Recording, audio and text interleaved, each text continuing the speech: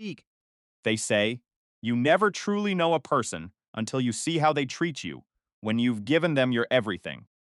I spent 4 months planning the perfect night. I spent 3 years building a life. And in one single morning, Friend. it all turned to dust the moment she walked through that door. Am not a man who screams, a man who calculates, and the math on my life just changed forever. Am a civil engineer. Beamsen. I spend my life dealing with structural integrity and load-bearing capacities. I know exactly how much weight a beam can hold before it snaps. Brittany was my beam, or so I thought. We'd been together for 3 years. Eat. It wasn't just a relationship, it was a commitment. I had been saving every spare dollar for a custom ring. I didn't go out with the guys. I didn't buy that motorcycle it'd been eyeing. Fand. I ate sandwiches at my desk while everyone else went out for lunch. Every single cent went toward that tiny velvet box hidden in the back of my closet. Our anniversary was supposed to be the night. Easen. I had called the restaurant, Le Bernardin, back in February. You don't just walk into a place like that on a Saturday night. I had the reservation for 8 p.m. I bought a fresh bottle of Chateau Lynch-Bages 2010. Finksting. It was the wine she loved from that trip we took upstate. I remembered every detail, but when Saturday arrived, the chair across from me remained empty. I sat there at the table. The candles remained unlit. The wine stayed corked. I waited until midnight, then 2 a.m. suzzle, then 4 a.m. I didn't sleep. I didn't even turn on the TV. I just stared at the front door, listening to the silence of our home. Around 8 Finjiji. the lock clicked. Brittany walked in, looking like she'd been through a hurricane of bad decisions. Her hair was a mess. Her makeup was smeared. Thinkdom. She had that look, the one that screams. I spent the night seeking comfort from someone who never deserved me. She dropped her keys on the console. The sound of metal hitting wood was deafening in the silence. You didn't look at me at first. She just sighed, rubbing her temples, already preparing her narrative. God, what a night, she muttered, kicking off her boots. He really needed me, Jake. Understand if you actually trusted me. I didn't jump up. I didn't rush to get her water or ask what happened. I just sat there, my heart turning cold. She walked toward the kitchen. Expecting me to play the role played. For 3 years, the supportive, unquestioning boyfriend. But as she passed the dining table, she stopped. She saw the candles. She saw the wine. She saw the empty. Perfect placing settings. She saw the reality of the night she had abandoned. Jake, please, she said, her voice dripping with annoyance. Don't do this. Don't start with the guilt trip. I finally looked up at her. Start what, Brittany? My voice was dead calm. I'm not starting anything. Just finishing it. She scoffed, crossing her arms. You're being dramatic. My ex was in a bad place. He had a breakdown. You can just leave him alone. I stood up slowly. I didn't shout. I didn't throw anything. I walked to the bedroom and pulled the suitcase out from under the bed. I started throwing my clothes into it. What are you doing? She asked, her voice losing its edge, replaced by a sudden sharp fear. I'm doing the math, I replied. You say he needed you, but I spent 4 months planning a future. One night, Choosing a ghost from your past. Jake, stop! She cried, lunging for my arm. It's just one night. It didn't mean anything. I looked at her, and for the first time I saw exactly what she was. vacuum. It wasn't just a night, Brittany. It was a choice. She grabbed my hand, trying to stop me from zipping the bag. I love you. We have plans we were going to talk about. She stopped. Fushi. She saw my hand go into my jacket pocket. I pulled out the small velvet box I had been hiding for 6 months. I didn't open it. I just placed it on the dresser, right in front of her. I spent 6 months skipping lunches Be working overtime. and dreaming of the moment I'd give this to you, I said softly. I bought this for the girl who prioritized us. I opened the box. The diamond caught the morning light, beautiful and cold. But that girl didn't show up last night. Her face went pale. The realization hit her like a physical blow.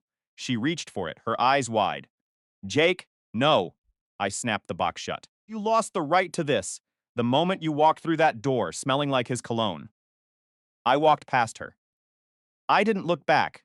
I didn't slam the door, because that would imply I was still angry. I was done. Bing. As I stepped out into the crisp morning air, I felt a weight vanish from my chest. She stood in the doorway, staring at the empty house, the unlit candles, and the ring she would never wear. She had her drama. For the first time in years, I had my life back. Justice isn't a courtroom. Justice is walking away from the structural failure before the roof collapses on you. And trust me, the foundation feels solid again. Feel. If you've ever had to walk away from someone who didn't appreciate the sacrifice you made, you know exactly how this feels. Sometimes, the most powerful thing you can do is simply leave. Did I do the right thing? Let me know in the comments. Dot. And don't forget to subscribe for more stories about life, love, and the moments that change us forever. See you in the next one. The annoyance in her voice is a physical weight. Thick and suffocating. It's the tone of someone who has already decided. I am the problem. Don't do this, she snaps. Don't start with the guilt trip right now. I turn around slowly, keeping my voice steady. Thing. Almost clinical in its precision. Start what? Exactly. I didn't yell. I just let the question hang in the air between us like a thin wire. You're doing that silent treatment thing, she says, her eyes darting around. Fast, the passive-aggressive, sitting in the dark thing. Tyler was in a really bad place last night. Okay. He was spiraling hard. I mean, really hard. He called me around 9, completely panicking. If I hadn't gone over there, Bing. I honestly don't know what he would have done to himself. I had to go, Jake. I look at her, really look at her, and see the ghost of the man who has haunted our relationship for 3 years. Tyler Madison. Her ex. Perpetual disaster she dated for 2 turbulent years before we met. He was a DJ on the verge of making it big at 24, and somehow, miraculously, he was still on the verge at 29. 5 years of being on the verge of greatness. Must be quite the edge to live on. For 3 solid years, I had been the steady hand in Brittany's life. Fade. I was the civil engineer who paid 70% of the bills while she chased a social media career that barely covered her own coffee budget. I planned the trips, managed the rent, Fixed every leaking faucet and sticking door.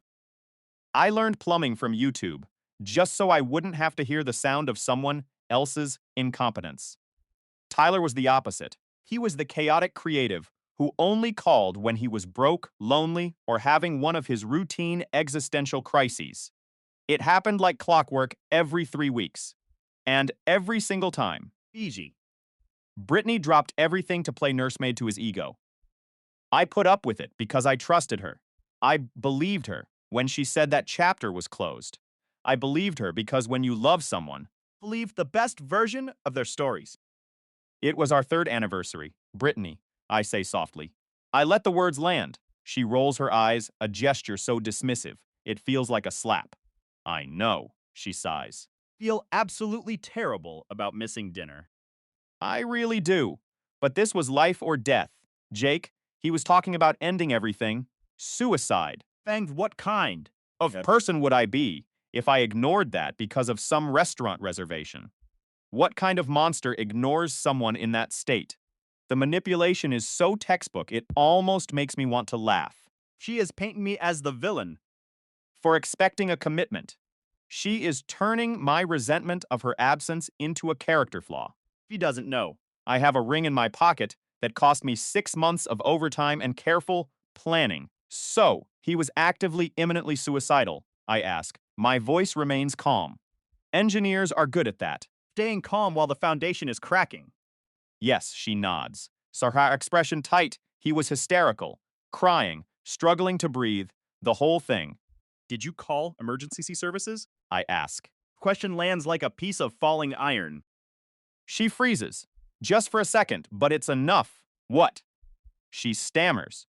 If he was a legitimate threat to his own life, the only logical response is to call the professionals. Crisis teams. People trained to save lives. Did you call them? Did you call anyone actually qualified to handle a mental health crisis? Her face shifts. The annoyance is cracking. Fish. And guilt is leaking through the fissures. No, Jake, I didn't call the police on him. That's not it. He just needed someone there to talk to. He needed to not feel alone. Right, I say, my voice dropping an octave. You decided that you, and only you, were the savior of his life. Not a professional, not a hotline, not his own family, just you. You're twisting this, she snaps, stepping toward me. Stand up from the couch and move toward her.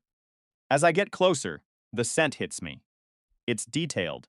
It's a story told in molecules. It isn't the sterile smell of a hospital or a clinic. It's the stale, Feet. sweet smoke of those fruit-flavored disposable vapes Tyler is addicted to.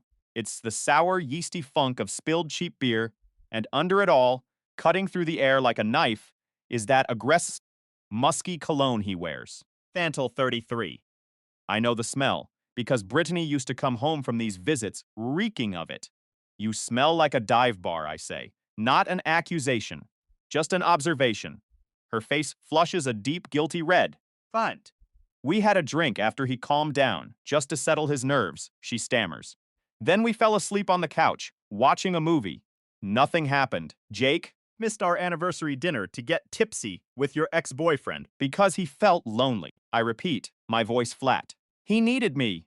She screams, her voice cracking. God, you are so insecure about this. Handle. That I care about other people. If you actually trusted me instead of being jealous all the time, you'd understand that sentence right there. That is the moment the glass shatters. If you actually trusted me, you'd understand. I look at her, really look at her. I see the smeared eyeliner she clearly forgot to touch up after sleeping on his couch. Fiji. I see the defensive posture of a person who has never had to face a consequence in her life. She doesn't feel sorry. She feels entitled. She wants the stability of my life and the thrill of his chaos. You and she wants me to pay for both. I don't say another word. I turn around and walk toward the bedroom. Jake. Jake. Where are you going? Are you seriously walking away from me right now? She follows me, her voice rising in pitch. I reach the bedroom and start pulling my suitcase from the closet. I start filling it with everything I own. I don't look back. I don't need to. The realization is cold and absolute. You. I am not losing a partner. I am regaining my life, and as I zip the bag shut, I know one thing for certain. The anniversary dinner I missed is going to be the best meal I've ever had. Because for the first time in years, You. I'll be eating it alone, in peace. The silence in the room was heavier than the antique furniture I had spent months refinishing. I turned my back on her without a word. Use you. My footsteps, rhythmic and hollow, against the hardwood floor. Jake, stop right there. Are you seriously turning your back on me after everything we've been through? Her voice climbed an octave, sharp and piercing, Finge. echoing against the walls that were supposed to be our sanctuary. I ignored the tremor in her tone and reached for my travel bag, heaving it onto the edge of the bed. I pulled the zipper, Feel. the harsh metallic sound cutting through the stale air. Oh my God, you have got to be kidding me. She let out a dry, incredulous laugh that made my skin crawl. You're actually packing a suitcase because I helped a friend. Being beyond dramatic, Jake. I walked past her to the dresser, my movements robotic, pulling shirts from the drawer with a cold precision. Jake, please, stop acting like this and talk to me like an adult. You. I shoved my hand into the back of the sock drawer, pushing aside the heavy winter woolens. My fingers brushed against the cool velvet of the navy blue box I had hidden there months ago. Inside that box sat a platinum band, Bend. holding a 1.5-carat diamond. I had spent 6 months of overtime pay to afford. I had driven 2 hours to a specific jeweler just to find the exact cut she once pointed out in a window display. Fanged. I had planned to propose over a bottle of Chateau Lynchbages the night before, a moment meant to change everything. I turned around, the box heavy and cold in my palm. Brittany was standing in the doorway, her hands firmly on her hips, her face a mask of practiced indignation. She opened her mouth to deliver another lecture on my perceived trust issues, but the words died instantly. Her gaze locked onto my hand. Pitched in a sharp, jagged intake. The arrogance that usually defined her expression shattered, replaced by a gray, hollow realization. Her arms went limp at her sides, Finged. and the light in her eyes seemed to extinguish. Jake, she whispered, the syllable barely audible, scraping against her throat. Is that? Were you actually going to? I didn't offer a reply, Thinged. and I certainly didn't open the lid to let her see the light dance off the stone she had just forfeited. She hadn't earned the right to see the dream she had dismantled. I slipped the box deep into my pocket Turned back to the bed. and packed my essentials with a finality that felt like cutting an anchor.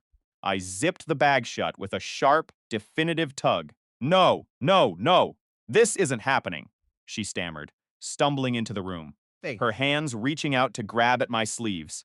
Jake, wait, you were going to propose last night.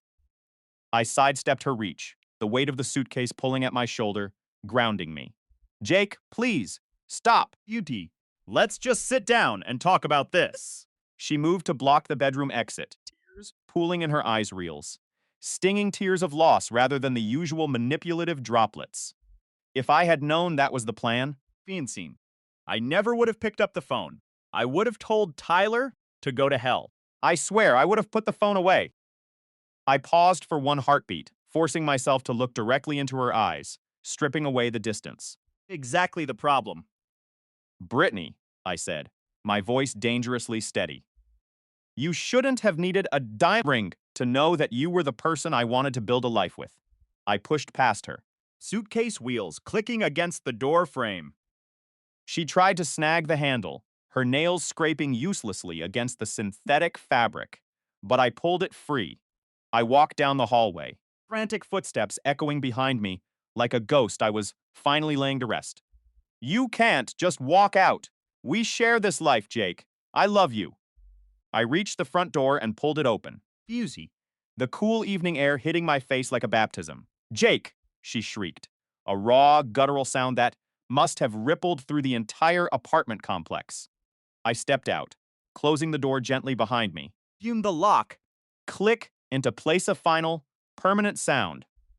I walked down the stairs, climbed into my car, and drove into the night without turning on the radio.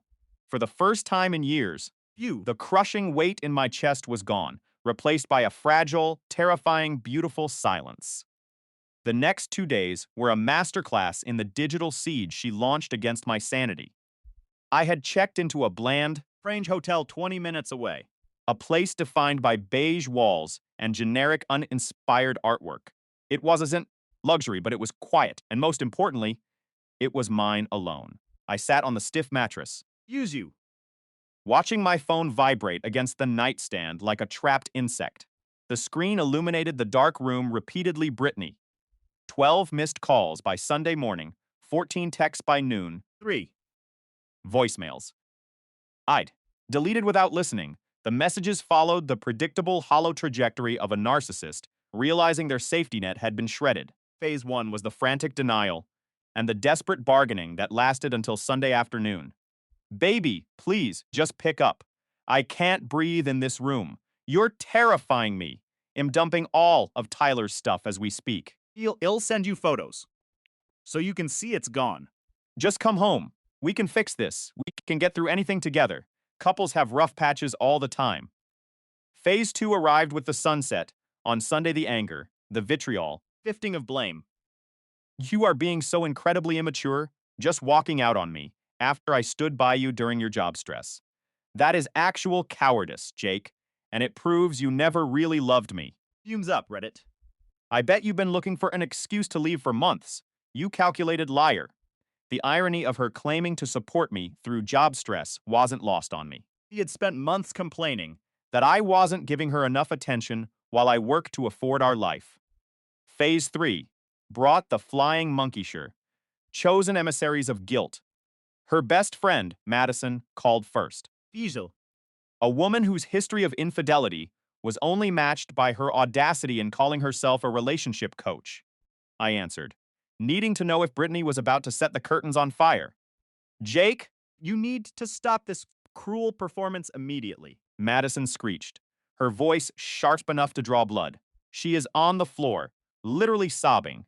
That dangling an engagement ring and then ghosting someone is a form of abuse. I sat by the window, watching the interstate traffic flow in silence, thinking about how justice finally tasted like peace. Oh, The phone pressed against my ear felt like a cold, heavy stone.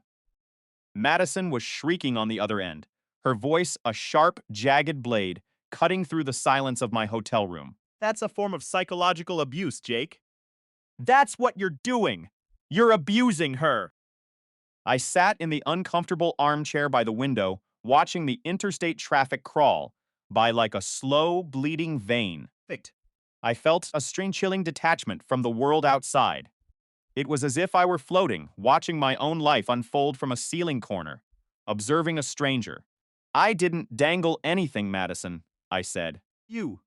My voice was steady, startlingly robotic, lacking even a tremor of the pain that had hollowed me out. I packed my things. The ring belongs to me. Just like the rent money she's going to desperately need next month when she realizes I'm them not coming back. You are heartless, Madison screamed. She made one mistake, Jake. One. Fixed. She was just trying to be a good to someone who was suffering.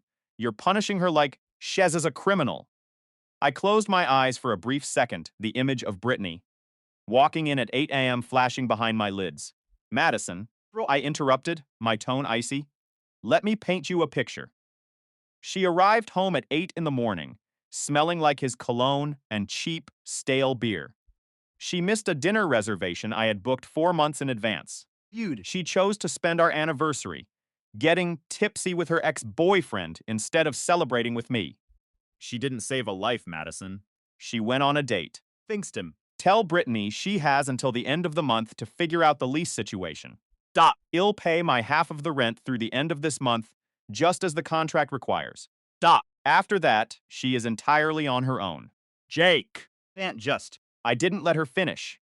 I hung up, staring at the screen for a moment before I blocked Madison's number with a single, decisive swipe. Then, I moved down the list. Blocked Brittany's sister, Rachel. For work friend. Sasha. I muted the group chat that had been our digital living room for years. I felt like an engineer, clearing a site for demolition. Methodically, I severed every artery she had to reach me. Felt like reclaiming a piece of my soul I hadn't realized was lost. Monday morning arrived with a cold gray light. I walked into the office as if nothing in my universe had collapsed. I showered at the hotel, Feeds. put on a crisp, clean shirt, and parked my car in the same spot I'd used for 3 years. My coworker, Ben, greeted me with a yawn as I grabbed coffee from the break room. Have a good weekend, Jake. It was fine, I replied. I didn't offer more. And he didn't press. That is the beauty of working with engineers. We focus on structural integrity, not emotional architecture. We talk about load calculations and project deadlines. Fees. Not the wreckage of our personal lives. I threw myself into the work, burying my grief under layers of spreadsheets and structural load analyses. I reviewed building codes until the words blurred. Finged. I double-checked the calculations for a bridge reinforcement project we were bidding on. It was meditative, almost spiritual. When you have been gutted by betrayal, there is something incredibly soothing about math. Fuel. Math is honest. Math doesn't lie to your face while keeping a secret stash of memories with someone else. Math doesn't gaslight you. 2 plus 2 will never call its ex at midnight because it feels lost or confused. Thing. The numbers balanced. The equations were absolute. There was no gray area, no needing to read between the lines, no wondering if a good night text actually meant him staying with him. You. I worked through lunch. Every single day that That week, I stayed late. Not because I was avoiding the hotel, but because I finally had peace. My manager even remarked on my efficiency, my newfound focus. found. I've just found some clarity on my priorities, I told him, not bothering to explain that my priority had shifted from us to me. By Wednesday, the silence from my end the total. Radio silent, void seemed to break something in Brittany. The angry texts ceased entirely. They were replaced by something far more pathetic, the phase of desperation and performative self-pity. I miss you so much I can't sleep. The apartment feels so empty without you. Everything reminds me of us. I found your gray hoodie in the closet. It still smells like your cologne. I've been sleeping in it every night.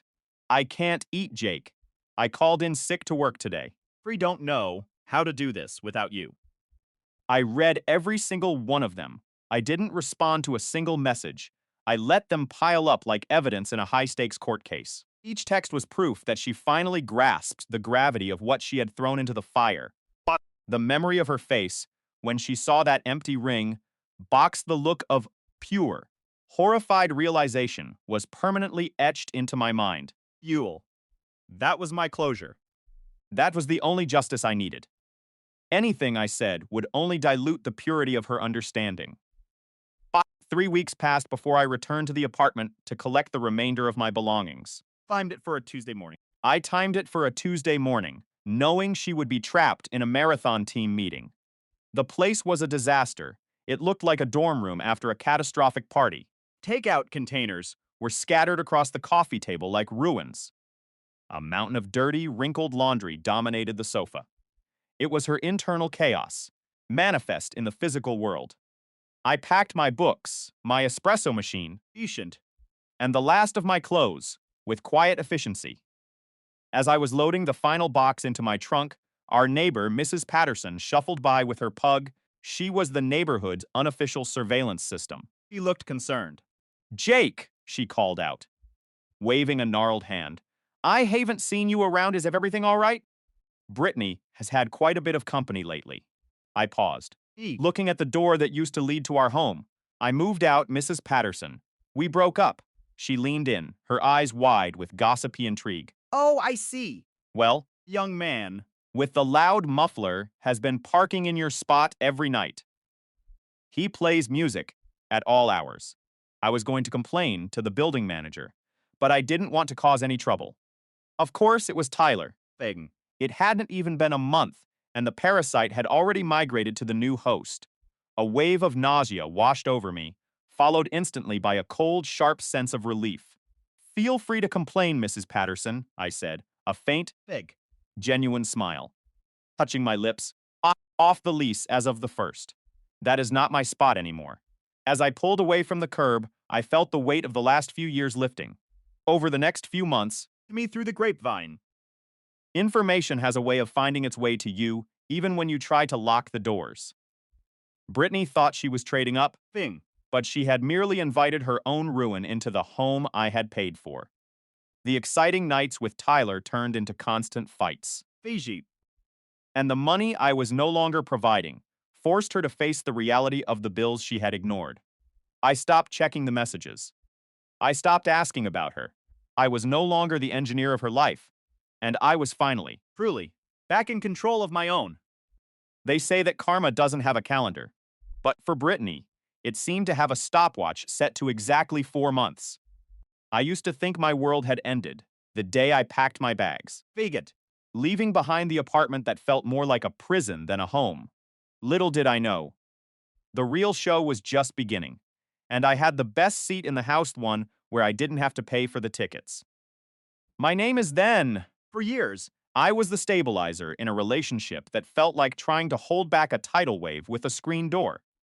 Then there was Brittany, Finction. a woman who lived for the thrill of the chase but panicked the moment she caught what she wanted. And finally, Tyler the struggling artist, the man who saw my life as a buffet and my girlfriend as his personal catering service. True, when I walked out. I didn't just leave a relationship. I left a void that Brittany was desperate to fill with the exact kind of chaos she claimed to hate. She invited Tyler into our space, thinking that by removing my stability, His potential would finally shine. she became the financier of his delusions, handing over rent money, while he treated our living room like a frat house, turning my clean Sanctuary. into a graveyard of empty bottles and broken promises. The tension peaked when Brittany finally realized that Tyler wanted a project to be completed. He was a parasite that had finished feeding. He tried to hold him accountable, and his response was a script I had memorized by heart. "You're suffocating my creativity. You're just like my mother." And the classic, "I need space." You. The irony was thicker than the smog in the city. And honestly, watching her beg for the same respect I had given her for years was almost poetic. You read it? I was sitting at a restaurant with my friend Chris when he slid his phone across the table, his face a mix of pity and dark amusement. Fingst. Brittany had posted a black background story the universal signal for a catastrophic ego, collapse elementing how. She had thrown away the best thing for someone who saw her as an option. I expected to feel pain. Feck. But when Chris told me the truth that Tyler had cheated on her with a 19-year-old in the very bed, I used to sleep in the air, and my lungs turned into laughter. It was a sharp, jagged sound that cut through the room. Purely because the universe had finally balanced the scales. Dot! Chris asked if I was seeing anyone, and my mind immediately went to Nicole. Nicole, the pediatric nurse who communicated with words instead of games, Think. and who treated a relationship like a partnership rather than a hostage negotiation. I told Chris to deliver a message to Brittany. Tell her I'm doing better than I have been in years. Indeed. I didn't need the ring I'd bought for a future that wasn't meant to be, so I sold it. And you know what I bought instead? A vintage Ducati 996A motorcycle Brittany had forbidden me from ever owning because it was too dangerous. Vesa. Driving that bike up the coast last weekend with the wind hitting my face, I realized something profound. Feason. It wasn't the motorcycle that was dangerous. It was the woman who tried to keep me parked in a garage while she kept the engine of my life stalled. 6 months have passed since the dust settled. Feud. And every day is a reminder that the dead weight you drop today becomes the fuel for your freedom tomorrow. I'm not looking back, not because I'm bitter, but because the view in front of me is finally worth the ride. Faked. The justice wasn't in seeing her fall. The justice was in realizing I had already soared, long before she even noticed I was gone. The silence in the furniture store was heavy, almost suffocating. I looked at Brittany, really looked at her, and saw a shell of the woman who once dictated every corner of my life. The air around us felt cold, sterilized by the high-end lighting of Jensen Burke. She was standing there, You. shivering slightly in that oversized, stained hoodie. It was a stark contrast to the woman who used to demand Chateau Lynch badges on a Tuesday night. I just need to talk, she whispered, Boot. her eyes searching mine for any flicker of the man she used to manipulate. There is nothing left to say, Brittany, I replied, my voice steady, devoid of the jagged edges of old arguments. I turned back to the leather sofa, You. testing the cushions as if her presence was just an annoying background noise I could tune out. Jake, please. She stepped closer, her hand reaching out as if to touch my arm, but stopping inches away. Everything has changed, Things. she muttered. I know it has, I said, finally meeting her eyes again. But not in the way you think. The twist came when she started to log a brittle, jagged sound that echoed through the empty store. Think. You're so smart. She hissed, the mask of the victim slipping away to reveal the cold. Calculating strategist I once lived with. You think that job, that bike, and that nurse you're sleeping with make you better than me? You. I didn't blink. I don't think I'm better than you, I said calmly. I just know I'm finally living for myself. She took a sharp breath, her face twisting into a mask of pure resentment. You're paying for everything, aren't you? He challenged. Her voice rising. I heard about the condo. I heard about the promotion. You were nothing when we met. Jake, I built you. I felt a ghost of a smile touch my lips.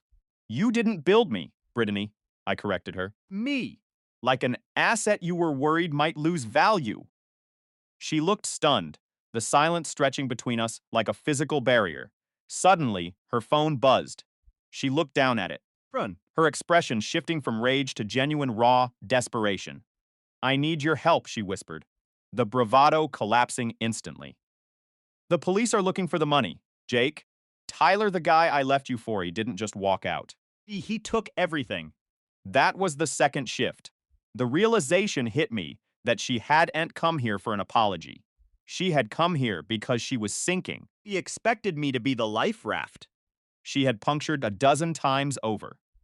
You want me to bail you out? I asked, my voice barely above a whisper. I have nothing else, she sobbed, actual tears finally spilling over. He lost the apartment. I lost the car. Please, just talk to the lawyers. Tell them it was mine. I looked at her, and for a fleeting second, I felt a wave of pity. But then I remembered the long nights of anxiety. The exhaustion. I remembered the mental exhaustion. I remembered the way she had mocked my career, my friends, and my dignity for years. No, I said the word simple and final. I think you've got it all wrong, Brittany. Prompt. I reached into my jacket pocket and pulled out a small printed document. It was an envelope I had been carrying ever since the legal team for my company had contacted me about the discrepancies Tyler had caused. Thing. I didn't block you because I was angry, I said. Handing her the paper, I blocked you because I was building a case. Her eyes scanned the paper and her face went pale, Fusing spat. a ghostly white that looked terrifying under the store lights. This is evidence of the embezzlement, she stammered, her voice shaking. I was the one who flagged your accounts, Brittany, I said. Standing up and smoothing my jacket. You thought I was busy working late on projects. I was working on you. The third shift was the most satisfying. That her attempts to ruin me had only provided the blueprint for her own downfall. She stood frozen, the paper trembling in her hands. You set me up? She breathed, her voice filled with disbelief. No, I said. Finked, walking toward the Exit without looking back. I just stopped protecting you from the consequences of your own choices.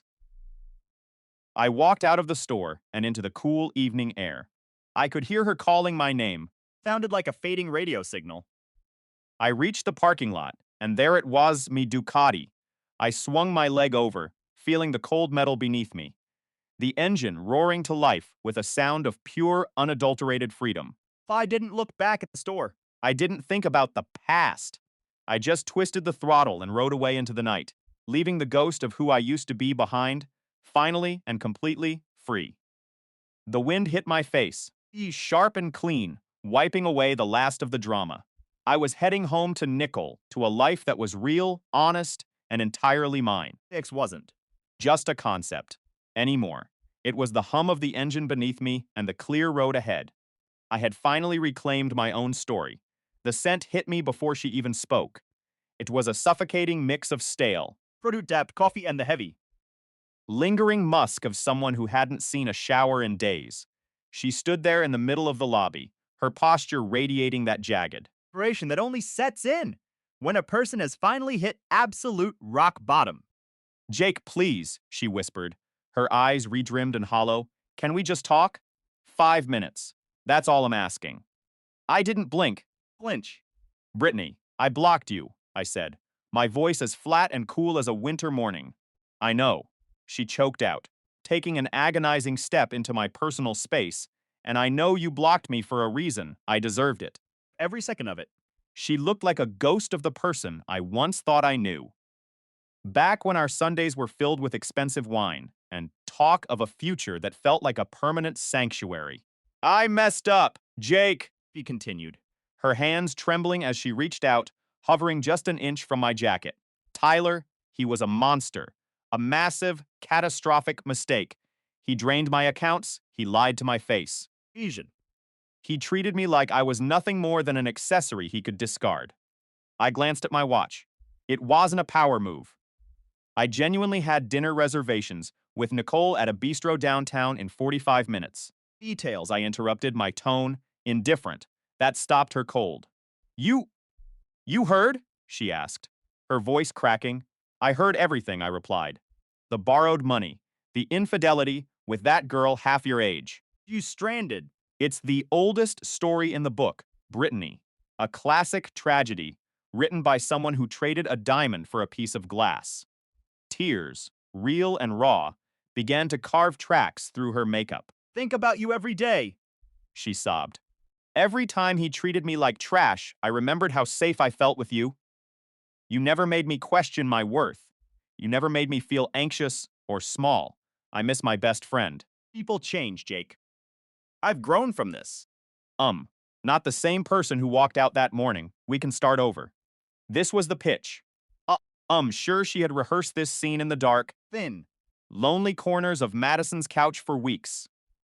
I watched her hand, still trembling in the air between us. I forced myself to remember that Tuesday morning, the smell of his cheap cologne clinging to her clothes. Thick. Her arrogance as she told me I was insecure and controlling, for daring to ask why she was coming home at 8 in the morning, smelling like another man. Brittany, I said, my voice steady enough to cut glass. Thinked. Do you remember the last thing you said to me before you left that day? She blinked, confused, trying to scramble through the wreckage of her memory. I I said a lot of things. I was defensive. I was wrong about it all. You said, One specific thing, I corrected her. You told me that if I actually trusted you, I wouldn't be asking those questions. You told me I would have understood. Recognition flickered in her eyes, followed by a pathetic, Brit nod. yes, exactly. And I was wrong to say that. I know it was manipulative. I'm sorry. You weren't wrong, though, I said, leaning in slightly. What? She breathed. You were right if I had trusted you that morning. Fume. I would have been an absolute fool. I would have been a blind man, walking off a cliff. I took a deliberate, slow step back, reclaiming my territory, but I made a different choice. I didn't trust you. I trusted myself, Trusted my gut. my instincts, and my own value. And because of that, I realized exactly what I had to do. Her face began to crumple, the mask of the changed woman dissolving into pure, unadulterated shock. I don't hate you, Brittany. I said, my voice devoid of any malice. Hate requires a level of emotional investment I no longer have. You made a choice that night. You chose the chaos. You chose the drama. I chose peace. You. And I am certainly not going to trade my serenity to patch up the holes in your life. She clutched her chest, her breath coming in ragged gasps. But the ring, Jake! You bought a ring! We were going to be a family. Vant, just turn that off. I didn't turn it off, I said, looking her dead in the eye. You killed it that morning, when you looked at me and chose him over everything we had built. Just break my heart. You cured me of the delusion. The ring became nothing more than a piece of expensive metal. I paused, letting the reality settle into the silence of the room. I sold it, actually, 2 months ago. Thank It helped with the down payment on my condo. So, in a strange way, you did help me build my future. Just not the one you thought you'd be standing in. She stood there, paralyzed, her mouth agape. She looked around the room, picked at the life she had forfeited for a man who didn't respect her existence. I have to go, I said, checking my watch one final time. Nicole is waiting. We're cooking dinner tonight. Nicole, she whispered. from a name. Tasting like poison in her mouth. My girlfriend, I said, relishing the weight of the words. We've been together for 3 months. We communicate like adults. We trust each other. It's a concept you should look into. Men. It's truly refreshing. I didn't wait for her to stammer out another excuse. I didn't wait for the inevitable breakdown. I simply turned around and walked toward the exit, the glass doors sliding open to let the fresh, Cool air of the evening hit my face. Jake, wait! She cried out, her voice thin and shattered against the hum of the city. I didn't look back. I didn't slow down. I just kept walking into a future that was finally, blissfully. You, all mine. I walked away without looking back. The silence behind me wasn't empty. It was the loudest sound I had ever heard. For years, I had been a ghost in my own life, trapped in a cycle of manipulation, gaslighting. And carefully crafted lies. But today, the cycle stopped. Today, I finally chose myself. Brittany's voice echoed against the sterile, polished walls of the furniture store. It was small, thin, Finction. and intentionally broke the kind of tone she had used to control me for 5 years. I didn't turn around. I didn't pause. I didn't give her the satisfaction of seeing my resolve crumble. I kept walking toward the exit, boots clicking rhythmically against the marble floor. Jake, please! You can't just leave me here, she cried out, her voice rising in desperation. I remembered how many times I had stayed, You knew. how many times I had apologized for things I didn't do just to keep the peace. Not today. I stepped out into the cool evening air. The Pacific Coast Highway stretched out before me, glimmering under the twilight. Fig. My Ducati was waiting at the curb, a symbol of the freedom I had been slowly reclaiming for months. I climbed on, the metal cool beneath my hands, Faint. and felt the weight of my past falling away with every second I put distance between myself and that store. I wasn't heading back to the house we shared. Fusette. I was heading to the condo I had bought in secret, one place that was truly entirely mine. Nicole was already there. She was waiting with fresh vegetables for the stir-fry we had planned, a symbol of a life that was honest. Simple and kind. My phone vibrated in my pocket. I ignored it, but it wouldn't stop. Finally, I pulled over and glanced at the screen. It wasn't Brittany. It was Madison, Brittany's best friend. Forwarded. The misunderstandings that had nearly cost me my job and my sanity. The text was short, cold, and calculated. You think you're smart, Jake. Used. Brittany already told everyone at the firm that you embezzled the funds. By the time you get home, the police will be waiting. I stared at the screen, my heart hammering against my ribs. She was trying to bury me. But she had made one fatal error. I started the engine, a dark, dangerous smile playing on my lips. They thought I was the same man they had spent years vacuuming of his confidence. Thing they thought. I was still the person who feared a scandal. They didn't know that for the past 6 months, I had been working with an auditor. I had kept every receipt, every email, Thing fiend. and every recording of their business meetings where they openly mocked the company. I hadn't been staying calm because I was weak. I had been staying calm because I was building a case. I rode straight to the precinct. Thing. I didn't go home to hide. I went to the front desk and laid my tablet down, turning it toward the officer on duty. I'm here to report a corporate fraud, I said, my voice steady, and I have the evidence to prove it's not me. 3 hours later. The tables had turned completely. Brittany and Madison were being led out in cuffs, their faces twisted in a mixture of shock and pure, unadulterated rage. They saw me standing by the cruiser, Fixes. leaning against the hood, watching them with nothing but clarity. Brittany locked eyes with me, her mask slipping to reveal the manipulative person she had always been. You ruined everything, she shrieked. I looked at her, Fend. then back at the horizon. No, Brittany, I replied, my voice calm. I just stopped letting you destroy me. I walked away from the station as the sun began to rise. The weight was gone. Air felt fresher than it ever had. I headed back to my condo, knowing that Nicole would be there, waiting with a smile that wasn't designed to drain me but to lift me up. Finally understood that peace. Isn't something you wait for. It's something you fight for. And today, I had won the only war that actually mattered. Guys, we are so close to hitting that 100. Subscriber milestone on this channel. If you haven't subscribed yet, please consider doing so. It truly helps us continue to share these stories, and it makes this dream a reality. Thank you for being part of this journey. Thank you for choosing to listen. I'll see you in the next one.